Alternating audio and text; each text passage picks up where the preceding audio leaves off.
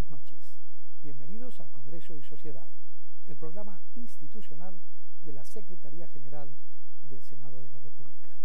El personaje es Gabriel García Márquez, el inmortal genio de Aracataca, visto bajo la óptica de una artista integral, Claudia Ruiz, nuestra invitada, reconocida pintora que se ha inspirado en la obra monumental del genio de Macondo para crear óleos de una maravillosa plasticidad. Bienvenida a Congreso y Sociedad, Claudia Ruiz. Muchas gracias, Néstor, por la invitación. Maestra, usted ha estudiado muchísimo la obra de García Márquez a partir de la música. La música transversaliza toda la obra de Gabo. ¿Qué ha encontrado usted en esa búsqueda, en esa investigación prolija de tantos años? Pues sí, esto ha sido, como tú lo dices, un largo proceso de búsquedas y hallazgos, en el que no solamente descubrí el gran protagonismo de la música, sino que me llevó a analizarla desde otros puntos de vista, mucho más allá de la música, ¿no? Y eso me llevó también a pensar de dónde venía toda esa influencia de la música en García Márquez, porque es que es increíble, de verdad, está circundando toda la obra, acompañando a todos los personajes en su trágica existencia. En Macondo, ¿qué música inspiró? ¿Cuáles fueron las primeras notas que escuchó García Márquez y que han influido decisivamente en toda su extensa obra literaria? Bueno, obviamente la música de su tierra natal, ¿no? Pero en este proceso también de búsquedas y hallazgos, cuando empecé a mirar de dónde venía toda esta influencia, porque es que realmente uno ve y 100 años de soledad es mucho más que un vallenato. Uno ve la obra de García Márquez en general y es mucho más que un vallenato. Hay mucha presencia de la música clásica, por ejemplo, y eso me llevó a preguntarme, ¿no?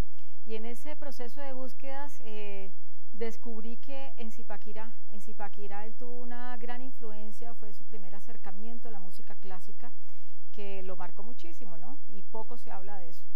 Sí, hay una gran injusticia en reconocer a Zipaquirá, acá a 130 kilómetros de Bogotá, como la cuna del verdadero escritor. Allí se formó, allí entró en contacto con escritores, con artistas, allí hizo poesía, hizo sus primeros discursos. En fin, hay una injusticia porque esos 4 años de García Márquez para sus biógrafos en Zipaquirá pasan casi desapercibidos. Sí, es muy curioso, ha habido como una negación, por decirlo de alguna manera, y desde mi perspectiva, lo más importante que sucedió allí, y de lo que menos se habla también, fue el tema justamente de la música, ¿no? Él no solamente descubrió todo ese universo sonoro del país, porque había estudiantes de todas partes de Colombia, ¿no? Sino, como digo, fue su primer acercamiento a la música clásica, que luego aparece en su obra. O sea, en El amor en los tiempos del cólera está la música clásica en muchas partes, por ejemplo. ¿Y cómo traduce usted esas imágenes literarias a la plástica, a sus cuadros? Bueno, eso tiene unos antecedentes. Yo venía trabajando el tema de la presencia del jazz, ¿sí? No solamente en la literatura, sino que la llevé también al lienzo, ¿no? Digamos que la literatura siempre ha sido también para mí un factor de inspiración y de motivación y de inspiración, sí. Y en ese proceso, en algún momento yo quise hacer como una mirada a lo nuestro, ¿no? A qué era lo que estaba sucediendo con la música en nuestro país, cuál era la incidencia en el vivir y convivir nuestro, ¿no? Y por pura casualidad dije, no lo voy a hacer sino a través de la literatura, y por pura casualidad cogí 100 años de soledad y empecé a descubrir todo este universo sonoro, ¿no? Porque la música está por todos lados. Ese descubrimiento me llevó también a ver que la música, en muy buena parte, la presencia de la música y los músicos en la obra de García Márquez, no solamente, como decía anteriormente, está acompañando la profunda tragedia de los personajes en su diario vivir, no solamente es protagónico, sino que en muchísimos fragmentos está conectada con la violencia y la tragedia, que ya lo dije, ¿no? Sí. Entonces, eso me llevó también a hacerme una serie de preguntas, ¿no? De cómo esto es un espejo de la sociedad, ¿cierto? De la sociedad en la que vivimos y convivimos y nacimos, como dice García Márquez, en el país que nos tocó en la rifa del mundo. Y yo llegué a pensar y a ver a través de todo ese panorama que estábamos como en un círculo vicioso, ¿no? O sea, todo lo que él plantea allí sigue absolutamente vigente, las bananeras, toda esa parte violenta sigue vigente, y yo decidí después de eso hacer una obra que se llama Violencia con B larga, Violencia, donde también hubo una incidencia muy fuerte de la obra de García Márquez, y eso a su turno, ese hallazgo y esas reflexiones y esas búsquedas me llevaron a crear una fundación donde trabajamos el tema de la fotografía con la intención de contribuir a construir un país diferente, más allá del simple imaginario, porque yo creo que finalmente lo que nos plantea García Márquez es eso, ¿no? Él nos plantea una realidad, y esa realidad, o sea, yo me vi muy reflejada en ese espejo, eso y otras cosas que sucedieron después, me vi muy reflejada en ese espejo, y creo que esa es una de las grandes enseñanzas de García Márquez, ¿no? ¿Cómo hacemos cada uno de nosotros para romper ese ciclo, ¿no? Y no seguir en eso, porque como te digo, lo que él escribe sigue siendo vigente. Esa espiral de violencia de tantísimos años que por fortuna hoy comenzamos con otros ojos, con ilusión de que va a ser superada y que vamos a vivir un país y una sociedad diferente. ¿Usted lo ve así también? Pues yo digo que en la práctica pienso que sí se pueden hacer cosas. Entre los grandes hallazgos también que me ha llevado todo este proceso es ver que el gran poder del arte en los procesos de transformación social. Lo hemos visto en este proyecto que tenemos en Huasca desde el 2010, lo hemos tenido en 7 municipios con el apoyo del Ministerio de Cultura, Conservación Internacional, la empresa privada y las alcaldías básicamente, y hemos visto de verdad los cambios que se han generado, el uno a uno. Una persona que cambia, que se modifica, que reflexiona sobre sí misma, es una persona que va a hacer que su entorno sea diferente. Entonces yo sí creo rotundamente en este momento en eso. Y eso es resultado de esa obra, ¿no? Toda esa cadena que me llevó a mirarme en ese espejo, porque digamos que el jazz era una música más, es universal, pero yo siempre estaba mirando más la historia de los Estados Unidos, y en un momento dado, en realidad fue alguien que me dijo, es que yo no estoy viendo en tu obra de dónde vienes y quién eres, y en ese momento era en el año 97, 98, estábamos en uno de esos picos de violencia, y yo empecé como a hacer ese ejercicio de reflexión, y para mí ha sido muy interesante, ¿no? García Márquez fue un gran trabajador de la paz.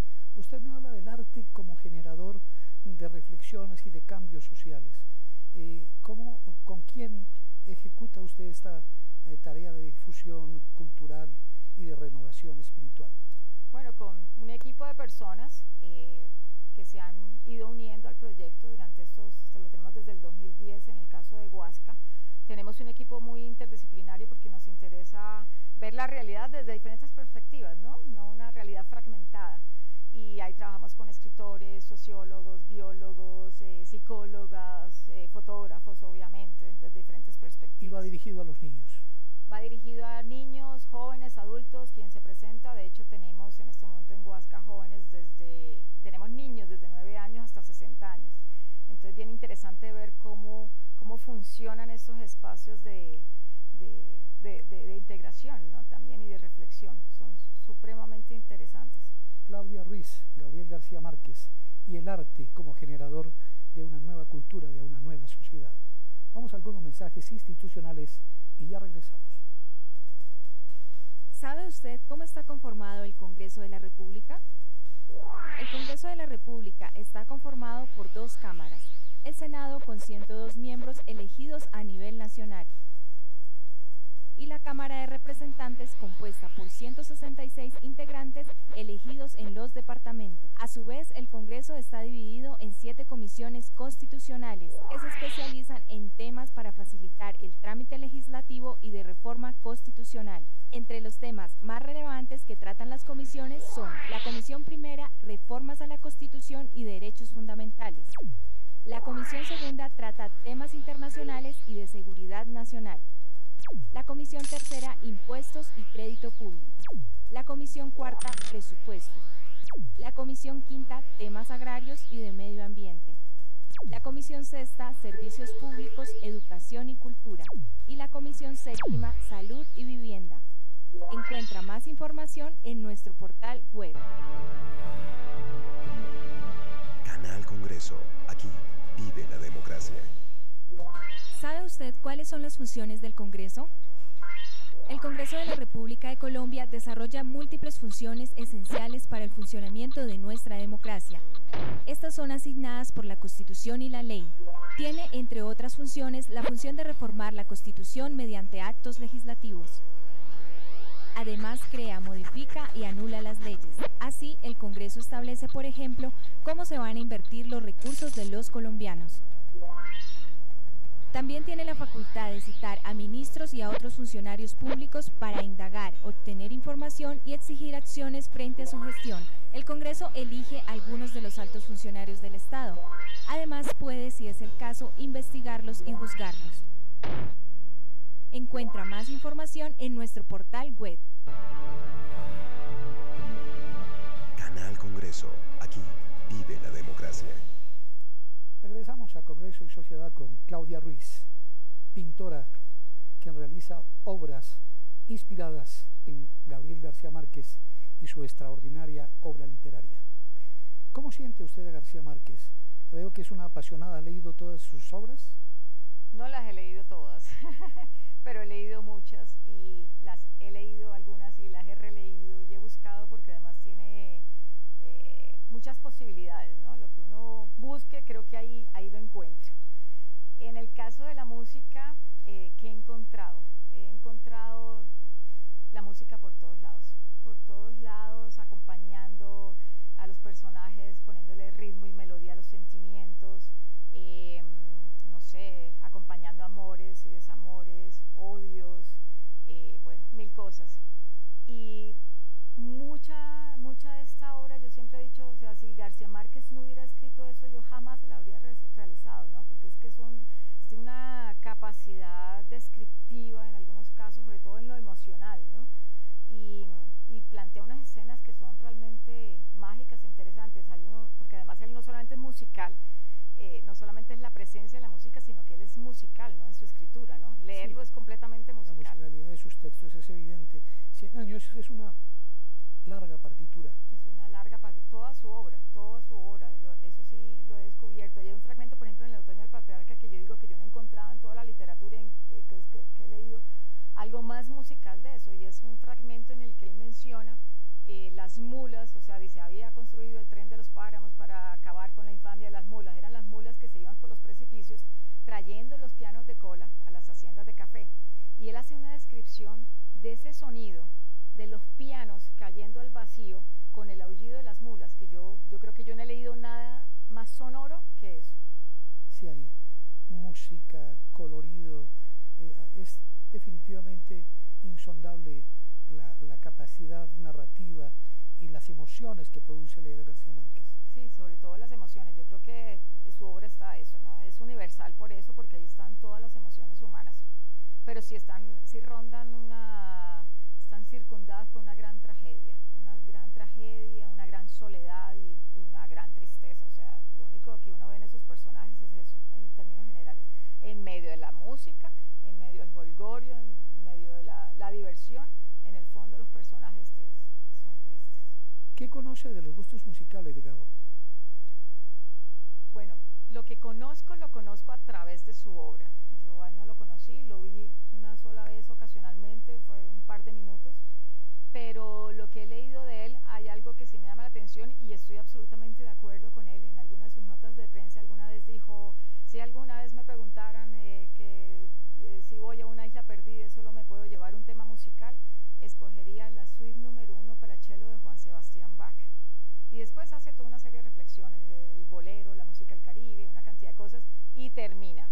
Pero me llevaría la suite número 1 para cello de Juan Sebastián Bach. Terco que es uno, dice uno. Y estoy de acuerdo, esa suite es absolutamente hermosa. El Intermezzo Interroto, creo que es una obra de Liszt, fue la obra que él escogió para que fuera ejecutada cuando recibió el Premio Nobel de Literatura en Estocolmo en 1982. ¿Lo sabía? No, me lo contaste hace poco, no lo sabía. Y no me extraña porque de verdad, por lo poco que he leído, por lo poco que he escuchado de amigos cercanos, fue muy importante también la música clásica para él, ¿no? ¿Sabe usted si de pronto Gabo escribía con fondo musical? No. No lo sé. Se dice que en el Otoño del Patriarca hay mucho de la estructura musical de Bartók, ¿no? Se dice eso, pero no lo sé. Es muy musical y es muy rítmico, ¿no? En el Otoño del Patriarca, además hay fragmentos en los que hay como unas repeticiones, ¿no? Él juega a veces con los números. Ritornello, no, sí, y lo hace como repite y entonces como si fuera un leitmotiv en algunos casos. ejemplo, el general no sé qué, juega mucho con los números a veces, ¿no? Entonces cerró las 3 puertas, las 3 aldabas, los 3, y vuelve y repite, y eso lo repite al transcurso de la obra muchas veces. Una musicalidad. Sí, un ritmo. Su gran amigo, el compositor Rafael Escalona, dijo que Gabo era uno de los grandes cantantes de vallenatos que había conocido. Gabo decía además que 100 años era un vallenato de 300 y pico de páginas.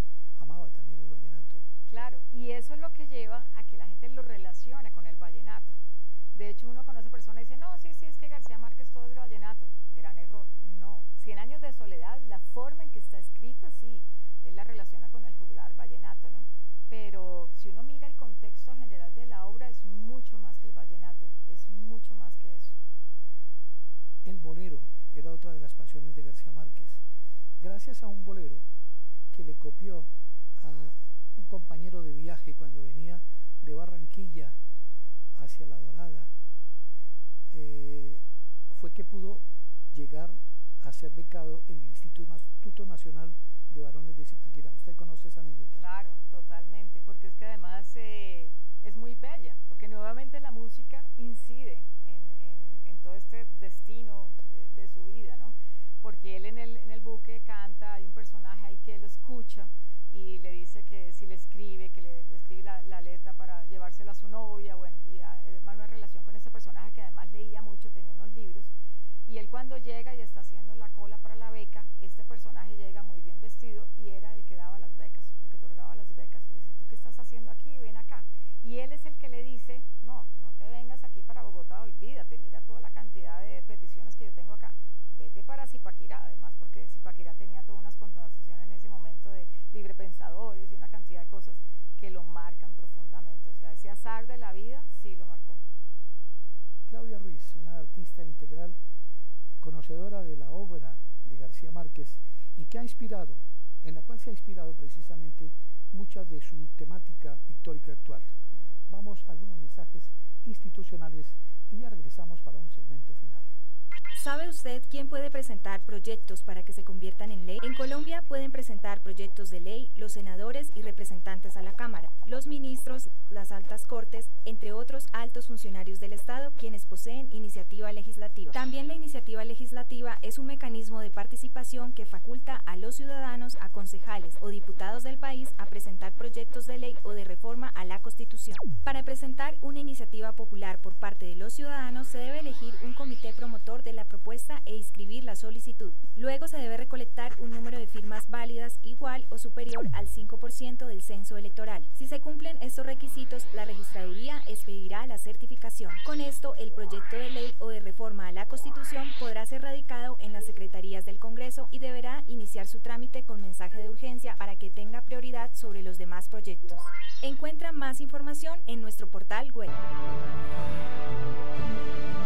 Canal Congreso. Aquí vive la democracia.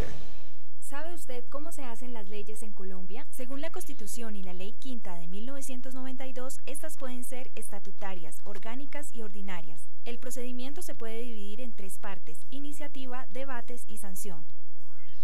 ¿Quiénes pueden presentarlas? Cualquier congresista, algunos altos funcionarios del Estado y los ciudadanos a través de la iniciativa popular.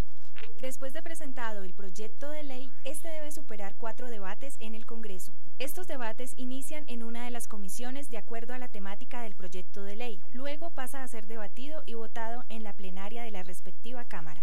Posteriormente, el procedimiento de debate se repite en la otra Cámara. Al ser aprobado en los 4 debates, el proyecto de ley debe ser sancionado por el presidente para que entre en vigencia y se convierta en ley de la República. Encuentra más información en nuestro portal web. Canal Congreso. Aquí vive la democracia. Regresamos a Congreso y Sociedad para un segmento final con Claudia Ruiz y la obra de García Márquez, la forma como ha influido también en su pintura. En Zipaquirá se forma realmente el escritor y eso no lo reconocen ni siquiera los biógrafos de García Márquez. ¿Cómo influye la música en 100 años de soledad? ¿Y de dónde toma esos elementos musicales, Gabo? Sí, hay algo que es muy interesante que yo he detectado y es que, por ejemplo, en 100 años de soledad, él sí establece ese conflicto de culturas entre el interior y la costa, o los cachacos, porque él hablaba de los cachacos, ¿no? De hecho, uno de los personajes principales de 100 años, que es Fernanda, que se casa con Aureliano II, ella era de Zipaquirá. O sea, habla de que él viene a los páramos a buscar a esa mujer hermosa que había conocido y llega en el tren de los páramos. Él siempre hace la relación de los páramos, el tren de los páramos, habla de la música lúgubre de los páramos.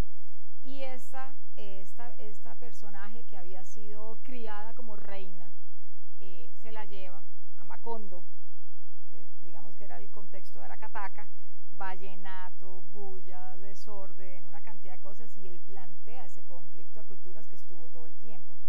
Ella comía con cubiertos de plata y el otro era el desorden total.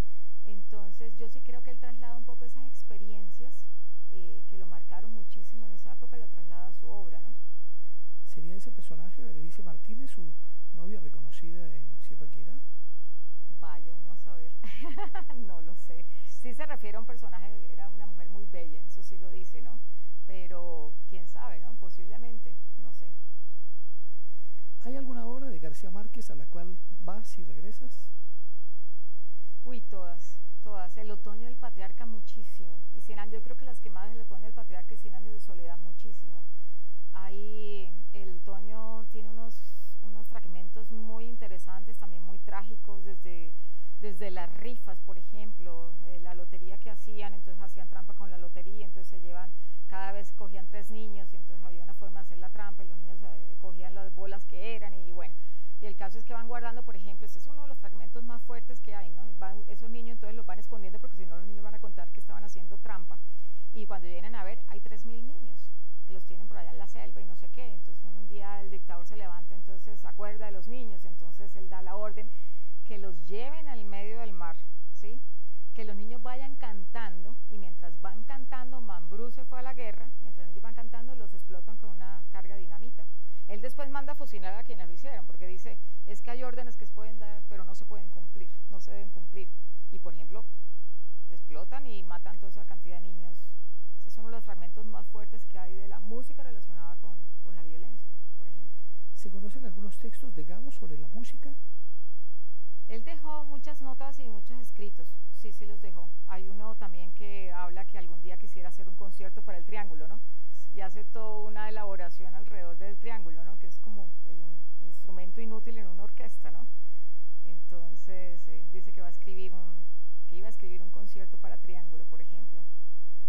Ha dicho usted que su obra se inspira en buena parte en la música, en todos los textos de García Márquez, pero que sus cuadros van más allá de esa música.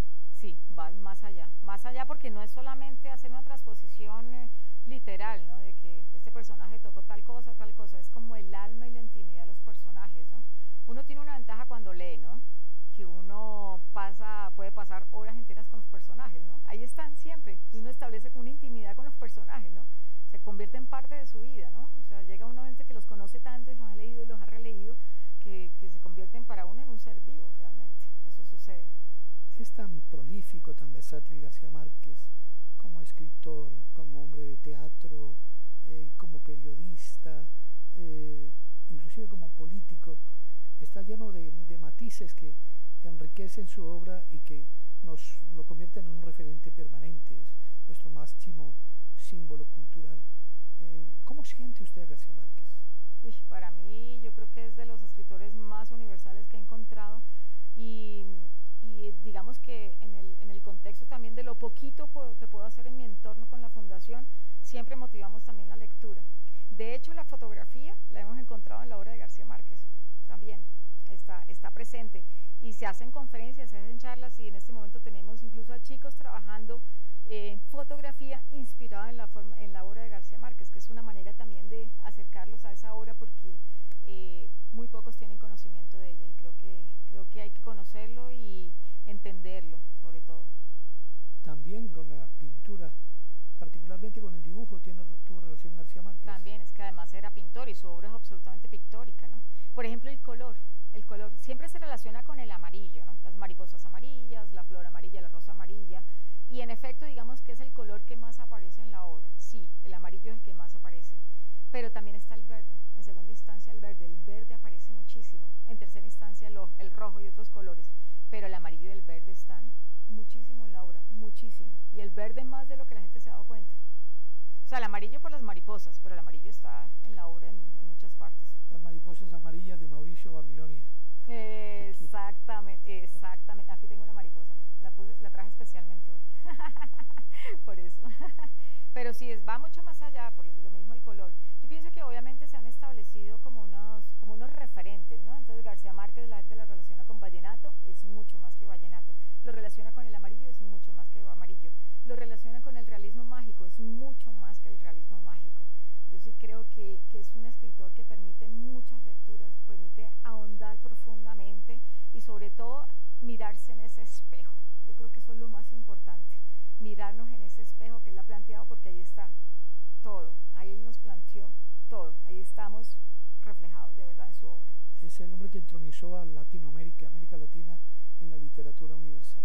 Sí, definitivamente, definitivamente, y Aracatá que existe porque existe él. La cátedra Gabriel García Márquez debería ser obligatoria en los colegios del país. Debería ser obligatoria, pero yo sí pienso que con unas metodologías diferentes, porque lo poquito que he podido captar es que a los chicos esa lectura obligatoria les genera rechazo. Entonces yo sí creo que ese acercamiento, el acercamiento del arte, especialmente con la literatura, tiene que ser o con unas metodologías completamente diferentes, más libres, más creativas, que algo obligatorio, porque genera mucho rechazo. Pero sí hemos visto que si hay unas metodologías diferentes, los chicos se interesan, y ahora estamos en el proceso de los poquitos, como te digo, ahí en el entorno, lo que podemos hacer, estamos en ese proceso de que se interesen cada vez más por la obra de García Márquez y que se traduzca en imágenes. Estamos en ese proceso. Muchas gracias por su presencia aquí en Congreso y Sociedad, Claudia Ruiz. Muchas gracias, Nelson, por invitarme a compartir estas experiencias que espero que en algunos de los televidentes generen un poquito de interés y curiosidad por la obra de García Márquez.